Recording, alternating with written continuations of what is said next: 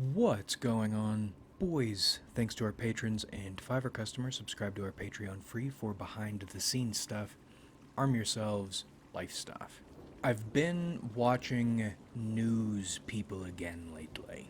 And this happens sometimes. I'll go through news phases. I'll hear about something happening. I'll figure out what's going on through news people.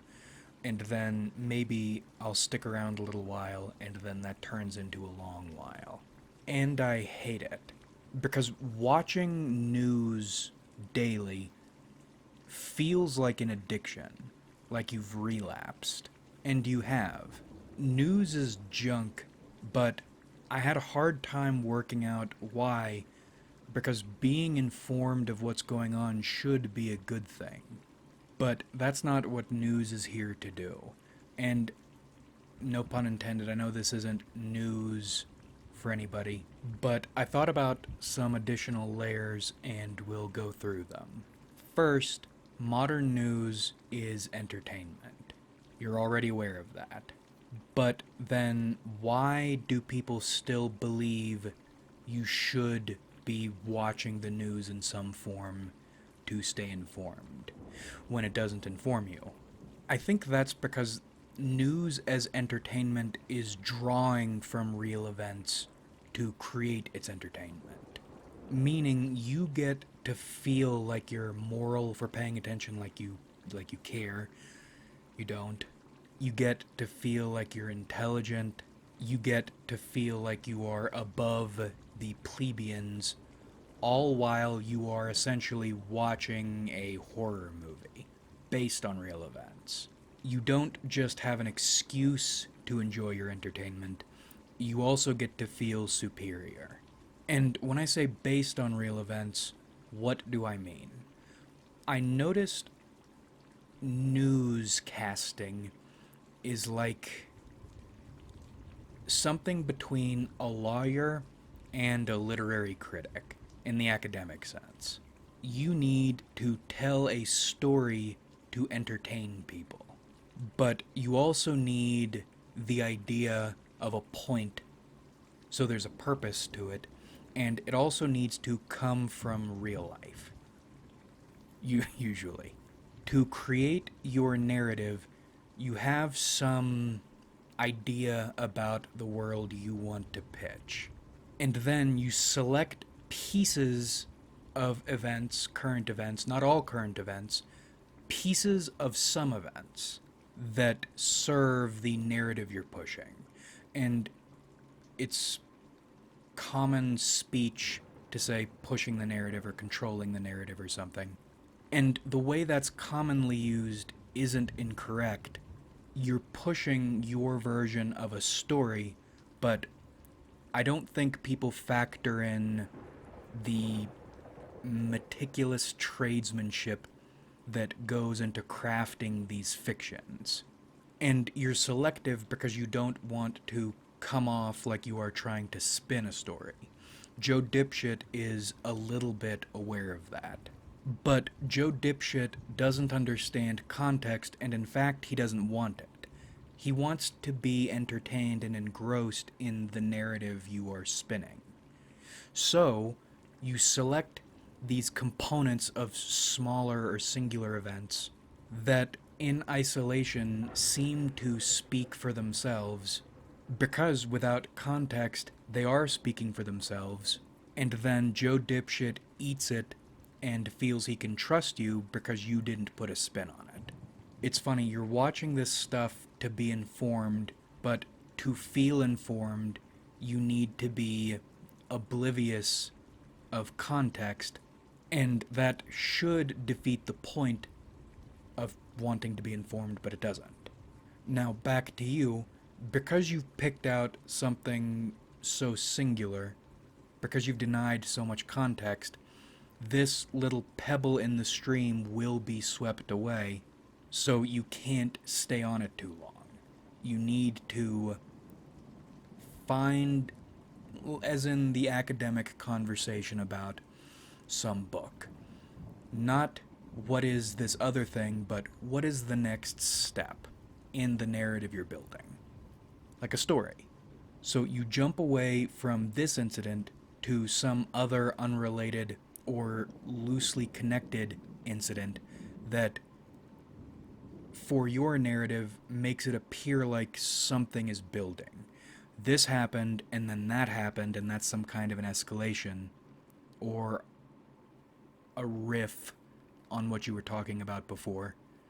But you're building a trail, and you're creating in people the idea that this is all building to something, that there is a destination, there is a payoff they will be rewarded with for paying attention to you. Like those old radio dramas, or I mean, like television. Is television even around anymore? Cliffhanger after cliffhanger building towards something that isn't there. All to keep people paying attention to you. Both to put money in your pocket and for another thing we will get to, which is more insidious, that I hadn't even considered, and I feel like a dummy for not having thought of it. But before we move on to the next bit, that jumping is important.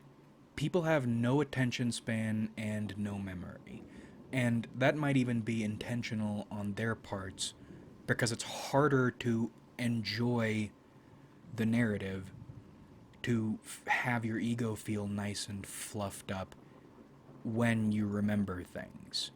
Example, we started with the protests recently. Those are going to kick off the Civil War. Spooky, scary, violence in the streets, civil unrest. It's no mistake Americans are terrified of civil unrest. But then not much happens, so now we jump to the potential for World War III. This is important. This is scary. The same way the protests were important and scary, and you need to pay attention to it. But what happened with the protests? Are they still going on? Are there going to be more?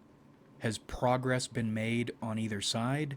No, this event stopped serving the narrative, so they've moved the camera elsewhere. They've turned out the lights on the protests. Maybe they're still going on, maybe something has happened, but that doesn't matter because they stopped entertaining people because it became clear nothing crazy was going to happen. And people need to feel like it's building to something. And again, it doesn't necessarily matter what. It's more like you're weaving a rope of emotions. And that's arguing your case in literary criticism or developing the narrative when you're writing fiction.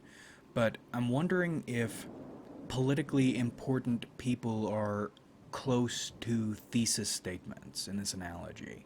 People are what you return to blame things on or to praise. They hold the narrative together. Or like characters in your story.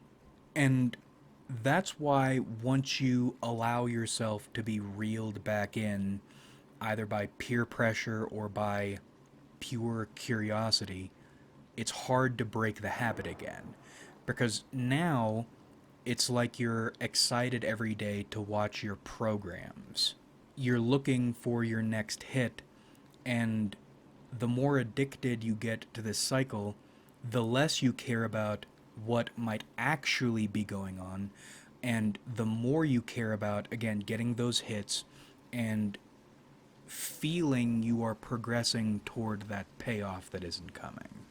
And there are other side effects, of course, aside from being an addict. You start to act like a proper crackhead.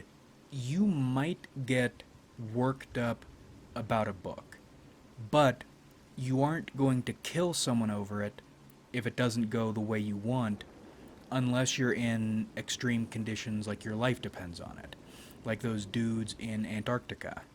But because the news is based on true events, it's presented to you as pure, unfiltered reality. You think your life does depend on it, and that makes you act stupid and violent toward non-addicts. I think that's one of the reasons these news junkies communicate in pre-approved cadences. It's not even just the messages they're trying to communicate to you, it's the way they communicate them. It's this pompous, entitled, overconfident shit, like there is no way they can be wrong, because when you watch the news, that's supposed to be your way of not being wrong, and like they deserve you to listen to them and admire them. And worse, like anyone important is supposed to listen to them. That's bad enough outside this news thing. This assumption your experience, your ideas, your sentiments, your stupid sentiments matter by default to anyone but you. That's dreadful outside the news. When you add the news to that, that's when dumb shit starts happening. That's when people get violent. That's when people blow up friendships and relationships when there's a nice, relaxing breeze and the sun is shining, or maybe it's a little overcast. I'm kind of an overcast guy. Give me a breeze and some overcast. I'm feeling good. There is no reason to fuck everything up right now. But you're so jumped up on news, your ego is so jumped up, you need to start something. And if you want to start something, there are better things to start things about. And this is where we loop back to the beginning for a moment. Shouldn't it be a good thing to stay informed? Well, we've established the news does not inform you of anything. It entertains you and gets you addicted. There are events happening in the world, and they do affect one another. They are connected, and they do build to something. That's another part of the fiction news thing. Something finally happens, and these novelists act like this is what it was all building to, and they get all the praise and the credit and the money, and people feel like there's been payoff. It all meant something, when in reality this narrative they've built has nothing to do with the bomb that went off. I think news is fiction for the basic self-serving reasons, but I also think it's fiction because this actual news that we were just talking about, or rather, these actual events, are too complicated to cover the way I think people think they're covered. I'm still confused as to how anyone believes there is any rationality in people or in the world, the ways we interact with one another, the way things happen in a way that you can track. It seems like you can spend your life building tools and learning patterns, and in doing so you'll learn about these things, but when it comes to affecting anything or effecting any change, none of it is ultimately any good. All you're doing by building your skills and gathering your tools is getting to see the true show better. You're still powerless against it. People make absolutely no sense. Events affect one another in ways that also make no sense. And you can look at events in history and say, well, this happened, and then that happened, and then that happened, so clearly this is the chain that led to this evolution of events. But when you're living history, that isn't the way it works at all. Shit just happens. And I think that's another reason the news is so appealing to people. The news frames chaos in a way people believe can be tracked, has order to it, makes sense, can be understood, and therefore can be controlled in some way, which is probably also why these news junkies are so aggressive about everything. It's a fear of chaos as much as it is an addiction to ego. You know the Pale in Disco Elysium? That's the way the real game feels to me. Things cease to work the way they're supposed to work. Now, they aren't devolving into nothingness, but all your grand theories, thousands of years of political theory and philosophy, they all break down in the face of the present and of chaos. So, trying to report on events truly and totally, firstly, you can't. You don't understand. It's not just that you could understand it, but you don't. You're unable to. You're unable to track all the things going on, and then how do you present what you've witnessed in any useful or satisfying way? It's true reporting would be like the end of Ulysses, stream of consciousness. This is an event, and there are connections, but they're like shadows. They're like webs that are half invisible.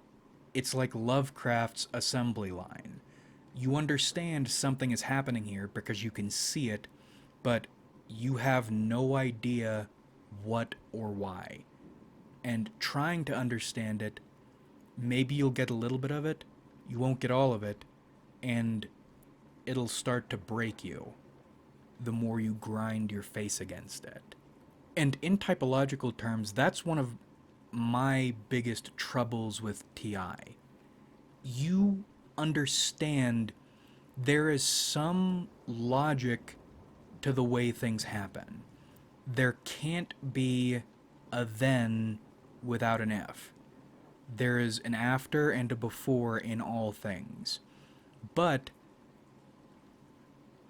the chain bends and moves in ways you think not even just shouldn't but can't.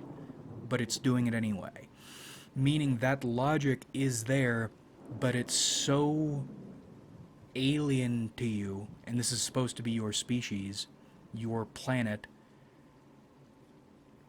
you just can't grasp it, you can't apprehend it. And what do you do then? You keep trying, of course, but it's a fool's errand. And maybe another different form of true reporting would look more like research. You aren't telling people what's going on and predicting while assuring them this is what's going to happen, telling them what's going to happen. You are putting this antimatter, an event, one of countless events, is a bit of antimatter. You're putting it in a petri dish. You're not even paying attention to what's going on. You're paying attention to how it's playing out and why it's playing out, and trying to figure out the reasons behind it. But nobody wants to do that. Nobody wants to listen to that because it's scary to feel scared, and it's disempowering to feel powerless. Or rather, to be made aware of the fact that you are powerless. And not just powerless, but stupid, dull, all of us, unable to understand the world we live in. And within all this, I'm not saying things can't be predicted. It's more like there's no sure way to predict anything, which is another thing that contributes to the fear and the powerlessness. Maybe you develop some method that allows you to predict this or that. Some of the time, you get confident in it, and then it stops working for no reason. And then you assume, well, it'll come back around, maybe this was a chance thing. And then it never comes back around. You had something. You for sure had something because you can show it. You have results, you have receipts. And then something outside your power, outside your understanding, changed, and you lost it. And because you're unable to understand it, incapable, you're incapable of getting it back. Clarity piss, back on topic to close this out, that insidious aspect of the news I hadn't considered. you're aware news affects markets. I'm sure most people were already aware of not just the possibility, but the probability people use news, not that news does affect markets, but that they use it to affect markets.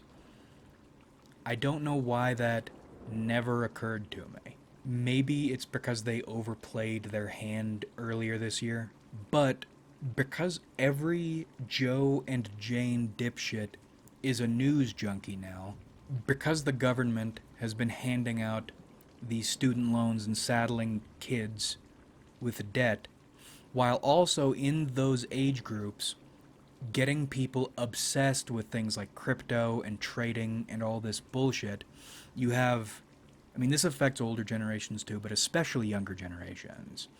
You have kids who now have loan money and an atmosphere that pushes investing, and they aren't investors.